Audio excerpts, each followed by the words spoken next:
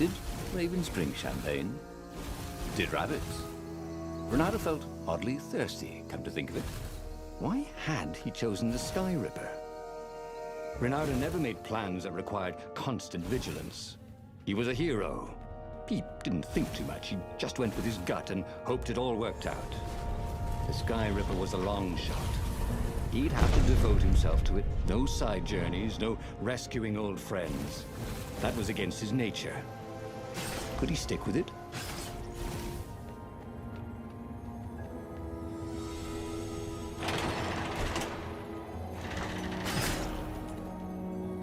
You blinked. The people who had built this castle, did they even know what monstrous weapon lay hidden within their walls? The Sky Ripper could destroy anything it touched, or so the legend said. As the Transcendent Emperor had fought the lost gods, thousands of thousands had died. But Reynardo had been through wars. The only merciful war was a short one.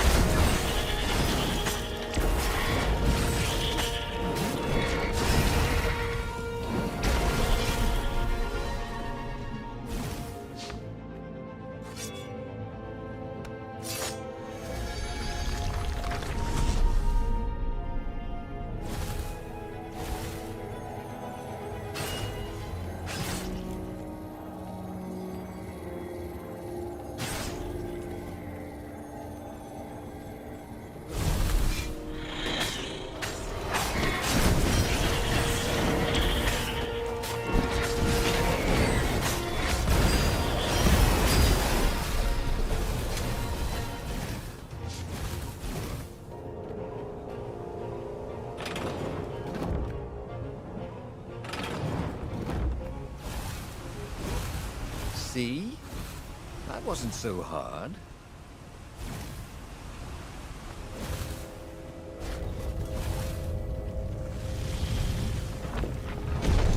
There it was. Sky Ripper's armature. The stuff that dreams are made of. Engineers' dreams, anyway. The device was intricate. No one alive had the skill to make a thing like it. How is it part of a weapon at all? He'd have to ask a scientist, but first, he'd get the second piece.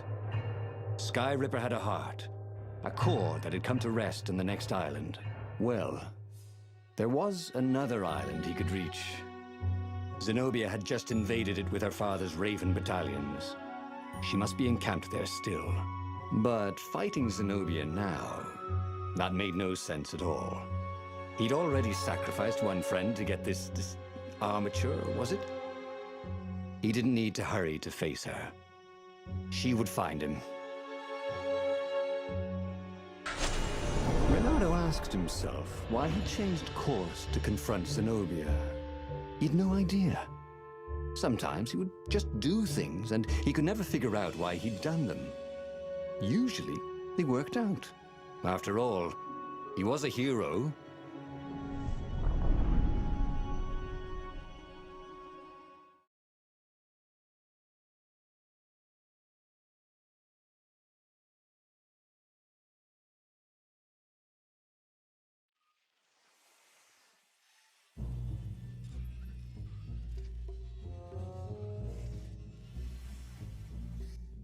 The truth is, though, he wanted to see her, wasn't it? It had been a dozen years since Swordfu school. He'd followed every rumor about her, every scrap of news. Not that he still loved her. After all, she was his enemy. No, it was solely because, know your enemy. All right, maybe he should stop pretending. He knew exactly how she felt about him. But their love affair always ended with a tragic death. Unless, maybe he could find a way to dodge tragedy. Surely he could, couldn't he?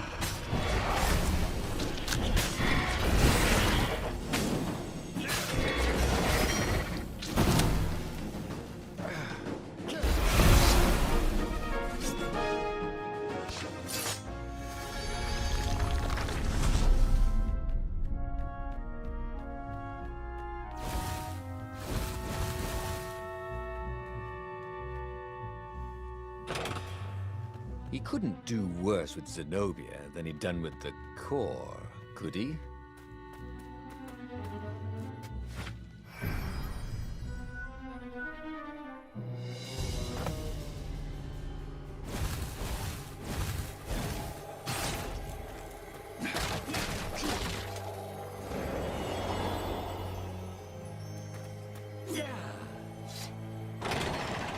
Reynardo wasn't entirely sure how he was going to capture Zenobia. She'd be expecting him. And he didn't have Lapino to cook up a clever plan. Why was it again that he hadn't got the core? Maybe because the results tended to be disastrous. These streets were familiar. The swordfish school was closed now, but he had been down that street 1,000 times. He knew that pub. He knew that alley. He knew the alley behind it much too well. No wonder Zenobia had chosen. Reynardo slinked through Zenobia's ship, making no sound at all. Where were her guards? Finally, he reached her bedroom. She was curled up on her bed. Oh, he'd forgotten how beautiful she was.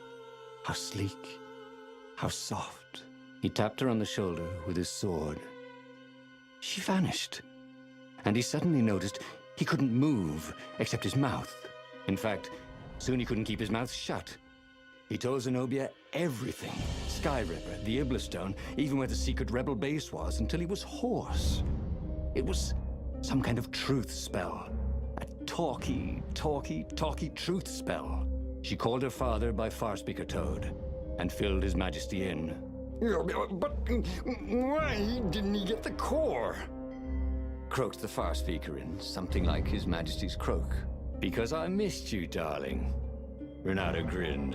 He doesn't even know why, frowned Zenobia. That makes no sense. It's a trap, shouted the Emperor. I'll meet you at the outpost, and I'll bring my interrogators. If Reynardo came face to face with the Emperor, maybe he could assassinate him. But maybe it would be smarter and safer to turn Zenobia against her father.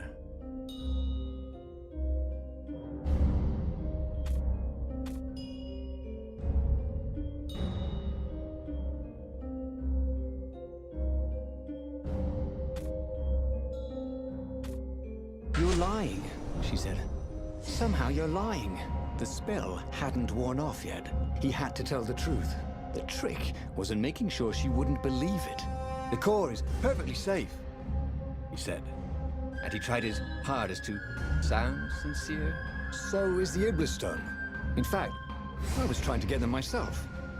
Fine then, interrogators it is, she said angrily. I gave you a chance. The Emperor's interrogators were not especially gentle, even by weasel standards. Fortunately, Zenobia had locked him in the guest quarters on her ship, and she'd forgotten it had a toilet that, like all skyship toilets, could be vented into the abyss. This was not the sort of slippery fox he wanted to be. But just as they were about to land, he threw the latch, wrinkled his nose, and leapt through the open latrine.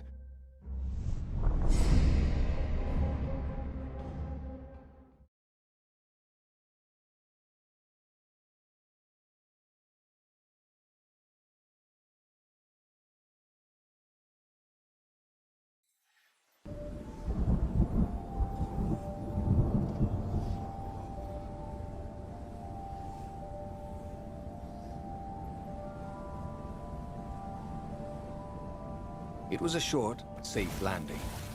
At least this part of the Nexus hadn't changed too much. Zenobia had been taking him to the Imperial outpost. She'd never expect him to go there by himself. Well, maybe she would. You never knew with her.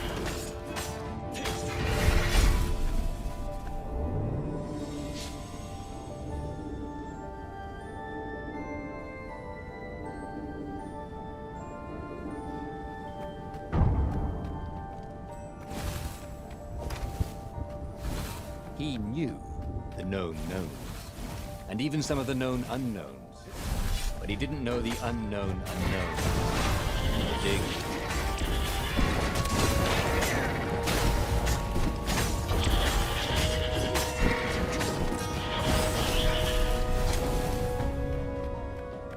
Reynardo knew Zenobia, and Zenobia knew him. She'd suspected a trick. Now he'd vanished. She would probably guess that was his plan all along. Perfect. Maybe she wouldn't use the Sky Ripper. At least not without taking it to the scientists at the observatory first. Meanwhile, the Emperor would be coming to the outpost personally. This could be good.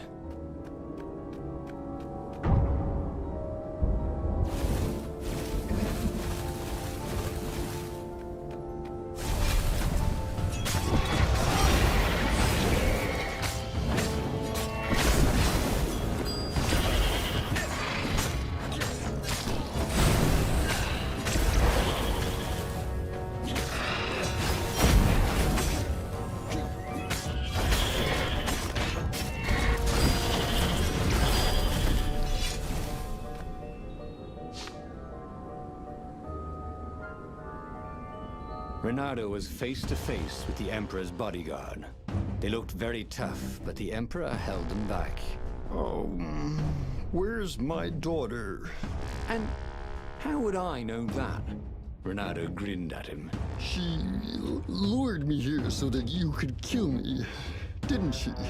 Ah, don't be ridiculous, said Reynardo, trying his best to sound convincing. She loves you. Oh, I knew it. The rabbit told me I couldn't trust her.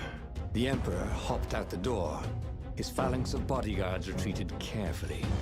Reynardo heard someone call, "Arrest her!" as they left. Well, that's a job well done, thought Reynardo. Now the fleet will be in all sorts of disarray. But maybe he could find her in the mountains. She always used to go to the mountains to hide from the world. Maybe he could even turn her against her father. Or maybe he could reap the benefits of the chaos he had sown. It was time to report to the Rebel Council, and then launch the attack on a divided and very confused Imperial fleet. Reynardo felt very clever indeed. He'd told the Empire nothing but the truth, and now they suspected everything and everyone. So, why are you going to see Zenobia? He asked himself. It's not just a gloat, is it? No, of course not. Now, turning her against her father was good. It was very good. If she would actually join the rebels, that would be spectacular, right? That was definitely what he was doing.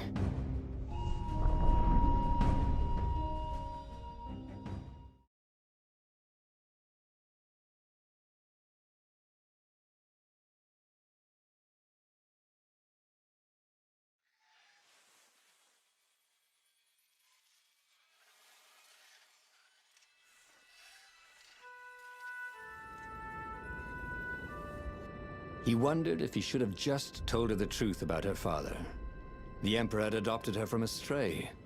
That was the source of all her loyalty. But even then, he'd been dreaming of a bargain with the lost gods. They alone could make him immortal. The Emperor would have to seal that bargain with the life of someone who truly loved him. And who else really loved the Emperor? But how could Reynardo tell her that now? Why would she ever believe him?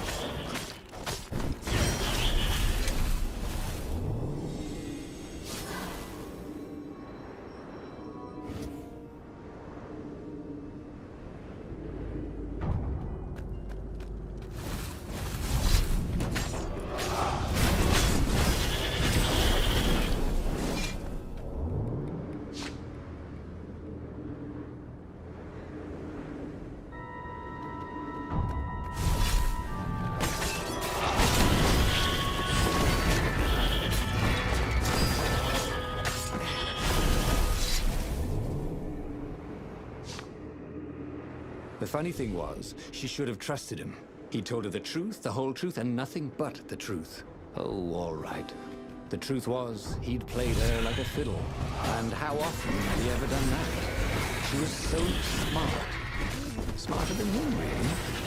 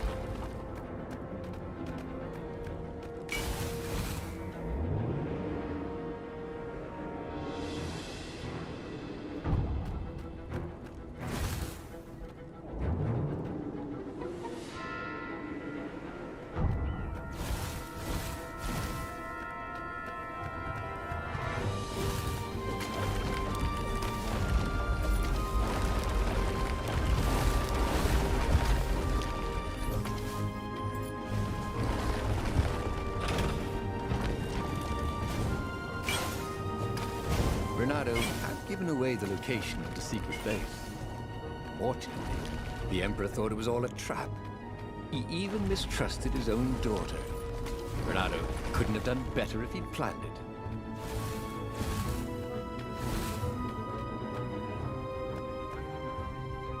What have you done to me? Zenobia demanded. My own father thinks I'm a traitor. So? But I'm loyal. So what? You're a bastard, Reynardo, she said. Now, you love that about me. You really did want the core, didn't you? And the Iblis stone. Yep, he gloated. You get all that? She said to the far speaker toad he'd failed to spot. I am so relieved, my daughter, said the far speaker. And Zenobia got into her ship and flew off. Damn it. The old far speaker trick. How had he missed it? This was very bad. Zenobia back in her father's good graces, and both of them ready to use the core and the Iblis stone. He got back on the Farfarer. Briefly, Reynardo thought of fleeing.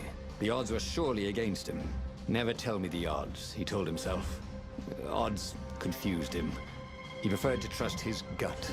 And so he sailed on to attack the fleet. Alone, if necessary.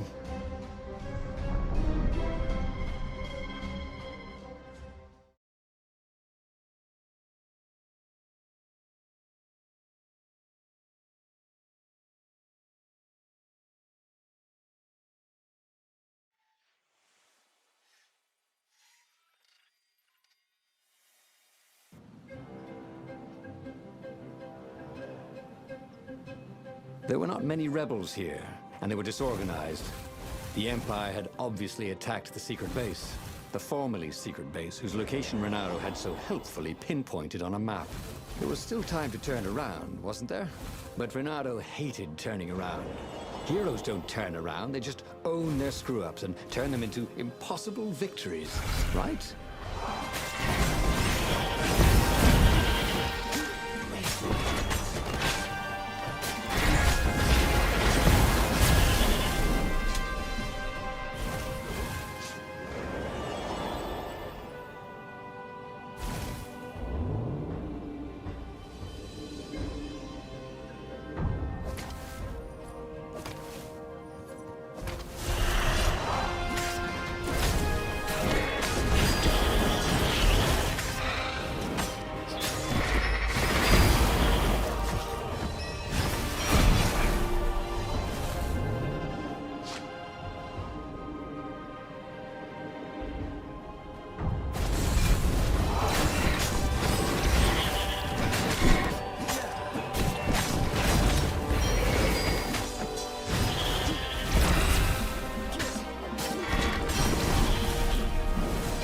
The odd thing was, Reynardo's personal battle was going fairly well. The Ravens immediately in front of him were no quicker or tougher than usual. Where was the power of the core, blasting him off into the abyss? And where was Zenobia? She must be up to something. But whatever it wasn't his problem. Not yet, anyway. It was all going surprisingly well.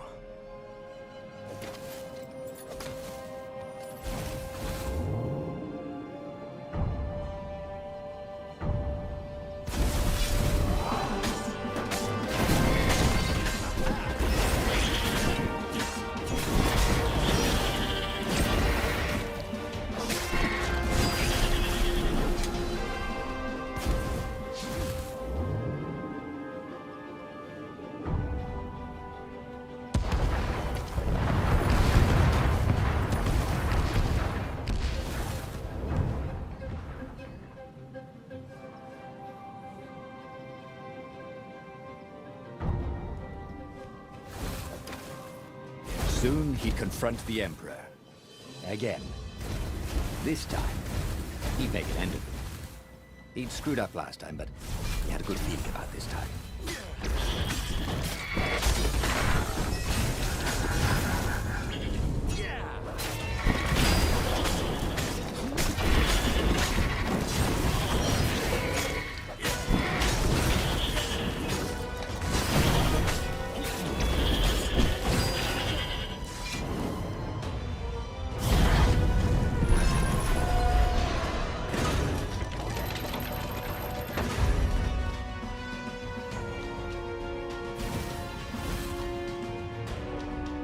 last, he came to Zenobia and the Emperor. She was sealing up a kind of squat coffin, banded with lead. So glad you're here. Croaked the Emperor. You will be witness to my final victory. That's creepy, Dad, said Zenobia. But thank you. Because of your shenanigans, we tested the core. It's really unstable. It could have blown us all up. It could, said Reynardo, a little frustrated that she'd figured it out. Anyway, we already destroyed your secret base, so we don't need a super weapon. We're just going to bury it. Do we, torture you? Or give you a medal? Sometime later, Reynardo got an invitation to attend the Emperor's ritual sacrifice of his daughter. They took him out of his dungeon cell and gave him all his medals to wear. A little while after that, the Lost Gods returned.